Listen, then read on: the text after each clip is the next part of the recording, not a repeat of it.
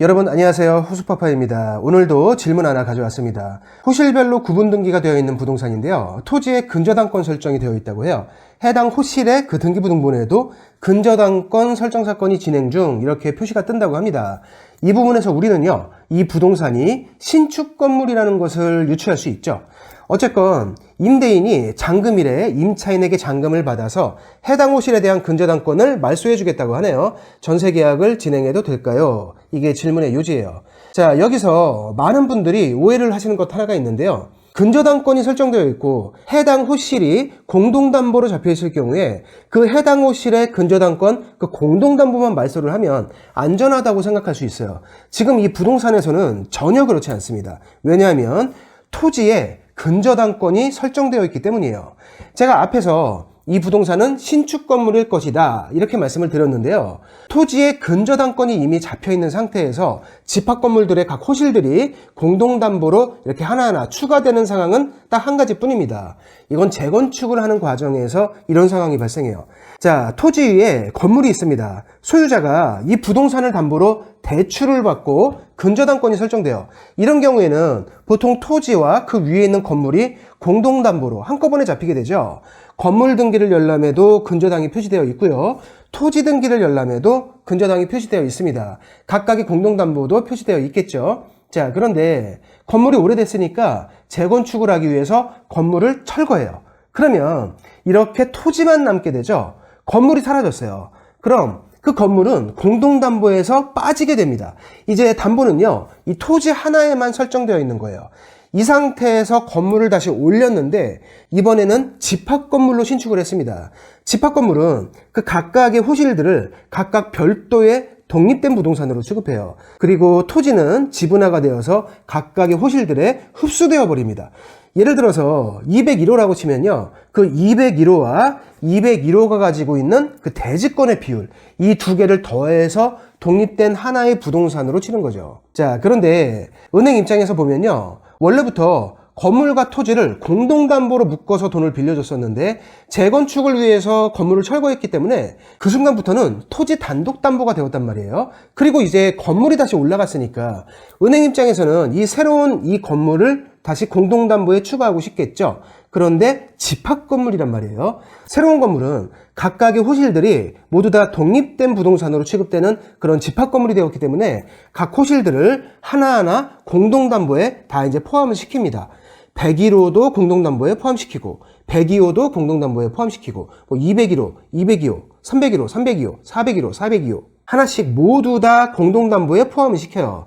질문자분이 얘기하신 그 부동산의 현재 상황이 지금 딱 이 상황인 거예요. 이 상황인 겁니다. 그래서 토지 등기를 보면 애초부터 있었던 근저당이 그 토지 등기에도 설정되어 있고요. 어느 호실의 등기를 열람해 봐도 근저당권 설정 사건이 접수 중이라고 뜨는 겁니다. 며칠 지나면 이제 근저당이 완료될 거예요. 자, 그런데 설정이 완료되고 나서 최초에 있었던 애초부터 있었던 그 토지의 근저당권이 말소되는 경우도 있지만 그냥 살아있는 경우도 있어요. 자세히 얘기하면 옆으로 새니까 생략을 좀 할게요. 어떤 이유로 그 은행에서 토지에 있는 그 근저당권을 말소하지 않는 경우도 있어요. 이런 경우가 문제되는 케이스입니다.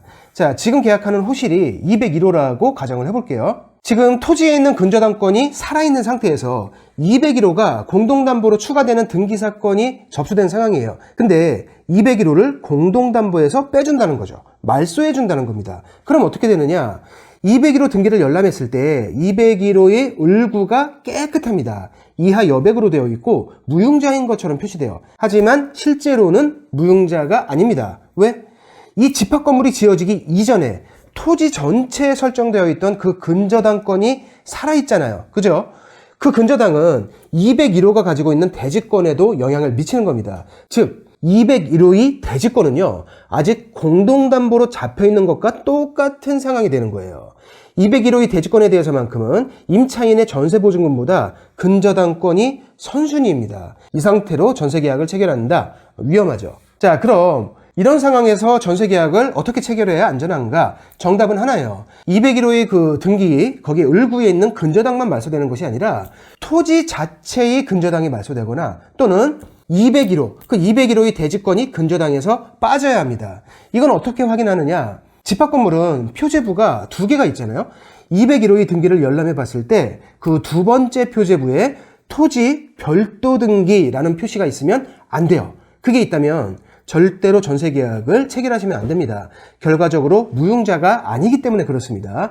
201호의 을구는 깨끗하지만 결과적으로는 무용자가 아니다. 자, 하지만 지금 질문하신 그 부동산에는 있단 말이죠.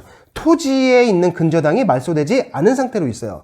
그리고 임대인이 201호 근저당권 사건, 그 접수 중인 사건을 말소해 준다고 하셨어요. 이것만으로는 안 됩니다.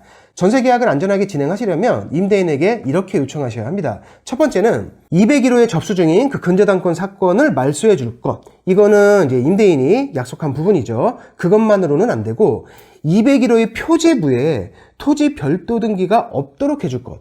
토지의 근저당권 자체를 말소하건 아니면 201호의 대지권만 빼주건 그건 소유자가 알아서 할 문제고요. 201호의 표제부에 토지 별도 등기가 표시된다면 201호가 가지고 있는 대지권도 공동담보에 포함된 것과 같은 결과니까 전세계약을 체결하시면 위험해요. 반드시 이 두 가지를 요청하시고 계약서에 이걸 특약으로 넣으셔야 안전합니다. 자, 오늘은 재건축한 신축, 집합건물에서 자주 발생하는 근저당과 관련된 상황을 하나 살펴봤는데요. 다세대 주택이건 도시형 생활주택이건 집합건물은요, 논리가 똑같습니다. 해당 호실 등기의 을구가 아무리 깨끗하더라도 표제부에 별도 등기 표시가 있다면 토지 전체에 있던 과거의 근저당권이 살아있는 것이고 그건 그 해당 호실에도 결국 영향을 미치기 때문에 절대로 전세계약을 그냥 그대로 체결하면 안 된다는 것. 집합건물에서는 을구도 중요하지만 표제부도 꼼꼼하게 살펴보셔야 한다는 것 주의사항 하나 알려드리면서 오늘 영상은 여기서 마치도록 하겠습니다. 다음 영상에서 계속 뵐게요. 고맙습니다.